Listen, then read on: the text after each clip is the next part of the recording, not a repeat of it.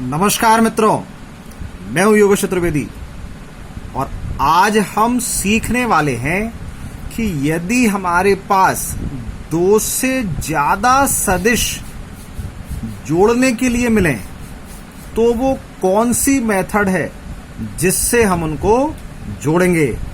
जी हां फ्रेंड्स, आज हम पढ़ने वाले हैं दो से अधिक सदिशों को जोड़ने की मेथड जिसको बोला जाता है बहुभुज नियम, पॉलीगन मेथड।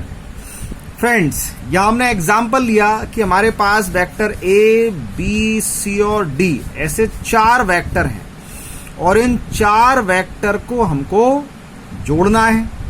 तो अब हमारे पास जो नियम है वो नियम या तो त्रिभुज नियम है या समांतर चतुर्भुज नियम है और दोनों ही नियम में हम दो वेक्टर्स को जोड़ते हैं। तो अब जो हम जानते हैं उस पर काम करते हैं। तो आप क्या करने वाले हैं, जब हमको इन चारों वेक्टर्स को एक साथ जोड़ना नहीं आता तो हम दो वेक्टर को चूंकि जोड़ना जानते हैं तो हम दो दो करके इनको जोड़ेंगे। ये हमने प्रक्रिया शुरू की। ये लिया हमने वेक्टर ए, ये इसमें ऐड किया वेक्टर बी। तो जब आप वेक्टर ए को वेक्टर बी से जोड़ेंगे तो यहां लगने वाला है त्रिभुज नियम और उसका परिणामी ये आएगी तीसरी लाइन जिससे ये त्रिभुज पूरा होगा। ये विपरीत क्रम आ गया। मतलब ये जो वेक्टर R1 है ये क्या चीज है, ये वेक्टर R1 है वेक्टर ए और वेक्टर बी का परिणामी, अर्थात vector A plus vector B. ये लिख दिया हमने, वेक्टर R1 की वैल्यू है vector A plus vector B. तो अब ये वेक्टर ए और वेक्टर बी के स्थान पर हम वेक्टर R1 को यूज कर सकते हैं। तो अब हमको जोड़ना था vector A plus vector B में प्लस वेक्टर सी। तो चूंकि ए और बी की वैल्यू तो हमारे पास वेक्टर R1 आ गई है, तो अब इस वेक्टर R1 में यदि हम वेक्टर सी को ऐड करें तो एक भुजा बनी ये वेक्टर R1, दूसरी साइड हुई ये वेक्टर सी।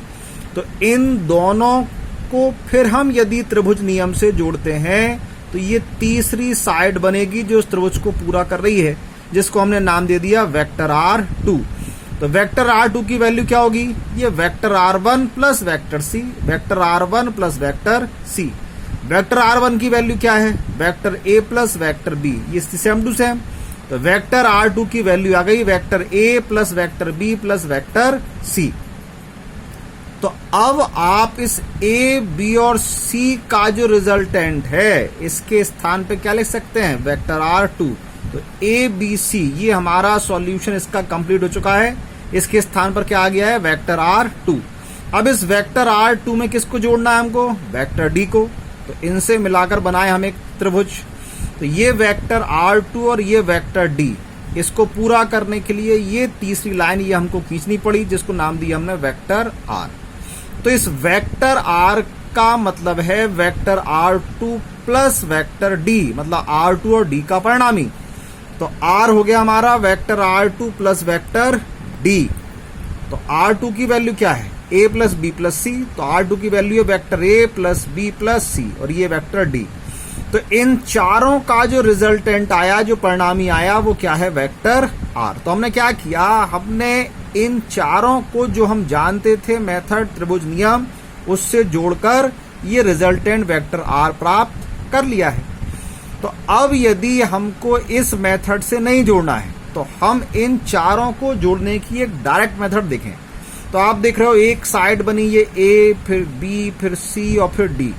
फिर इसको आपने जब ऐड किया, रिजल्टेंट देखा, तो जो परिणामी वेक्टर आया वो कैसे आया, ये जो पहला वाला आपका वेक्टर था इसके मूल बिंदु, ये ओरिजिन पॉइंट जो है वहां से शुरू करके ये जो इसका लास्ट वाला पॉइंट, इसको हम शीर्ष कहते हैं, इस पॉइंट को मिलाने वाली जो हमारी साइड है वही इसका रिजल्टेंट बनी। तो इसी को अब हमने यहां पर कुछ शब्दों में जब जमाया तो वो बन गया हमारा बहुभुज नियम। बहुभुज का मतलब है बहुत सारी भुजाएं। यदि 3 भुजाएं हैं तो त्रिभुज था, 4 भुजाएं थी तो चतुर्भुज था। अब चूंकि यहां वेक्टर हमारे 3 से ज्यादा 4, 5, 6, 7, 8 ऐसे कितने ही हो सकते हैं। तो अब आप ये नहीं कह सकते कि एग्जैक्ट वो फिगर हमारा चतुर्भुज बनेगा कि पंचभुज बनेगा कि षटभुज बनेगा। तो फिर वो कितनी भी भुजा की आकृति बन सकती है, तो हमने उसको नाम दिया है बहुभुज। तो इस बहुभुज नियम में हम क्या देख रहे हैं, जो हमारा रिजल्टेंट होता है वो फर्स्ट वेक्टर के जो ओरिजिन पॉइंट है, मूल बिंदु है, वहां से शुरू करके जो अंतिम वेक्टर का शीर्ष पॉइंट है, इसको मिलाने वाली जो भुजा है उसके बराबर होता है। तो इसी को हम लिखेंगे। तो चित्र में vector A plus vector B, ये ए बी सी डी का जो परिणामी है वो वेक्टर आर है, ये उसकी वैल्यू आ गई। ये हमने इसको शब्दों में जमाया। अब आप शब्दों पर ध्यान दीजिए, ये शब्द वैसे ही हैं जैसे हमने त्रिभुज नियम में या समांतर चतुर्भुज नियम में देखे थे। देखिए, यदि 2 से अधिक सदिशों को, 2 से अधिक क्यों लिख रहे हैं, क्योंकि यदि 2 को जोड़ना है तो हमारे पास ऑलरेडी नियम है। कौन सा? त्रिभुज नियम और समांतर चतुर्भुज नियम। तो यदि 2 से अधिक सदिशों को किसी बहुभुज, बहुभुज मतलब अब यहां हम क्लियर नहीं कह सकते कि 4 भुजाएं हैं कि 5 भुजाएं हैं कि 6 भुजाएं। तो बहुभुज मतलब जितनी भुजाएं भी हों उन सबसे जो आकृति बनी वो बहुभुज को किसी बहुभुज की संलग्न भुजाओं द्वारा, संलग्न मतलब ये आपस में जुड़ी हुई, ये सब कनेक्टिंग दूसरे से, भुजाओं द्वारा क्रम से निरूपित किया जाए। निरूपित मतलब प्रदर्शित किया जाए। तो जो परिणामी सदिश है वो पहले सदिश के मूल बिंदु, ये पहले सदिश का जो मूल बिंदु था, तथा अंतिम सदिश के शीर्ष, ये अंतिम सदिश का जो शीर्ष है, ये फाइनल पॉइंट को मिलाने वाली भुजा द्वारा विपरीत क्रम में प्रदर्शित किया जाता है। अब विपरीत क्रम कैसे? देखिए, ये ए वेक्टर यहां जा रहा था इसी डायरेक्शन में, ये फिर आगे बी बढ़ गया, फिर ए सी को आगे बढ़ाएं तो ये सी, यहीं आगे बढ़ाएं तो डी। अब यहां से हम आगे बढ़ते तो हमको नीचे आना चाहिए था, लेकिन वेक्टर आर की डायरेक्शन कहां है? ऊपर। तो ये जो क्रम चल रहा था इसके अपोजिट डायरेक्शन है, इसलिए लिखा है हमने विपरीत क्रम में प्रदर्शित किया जाता है। तो कुल मिलाकर यहां हमने एक चीज देखी कि जब हमने इन सबको जोड़कर देखा तो ये हमको रिजल्टेंट मिला। अब इस रिजल्टेंट को सामान्य भाषा में समझने के लिए हमने एक नियम बना लिया, और जब उसको शब्दों में जमाया तो ये इस प्रकार की कुछ डेफिनेशन हमारी बन जाती है। तो इसी डेफिनेशन को हम बहुभुज नियम के रूप में जानते हैं।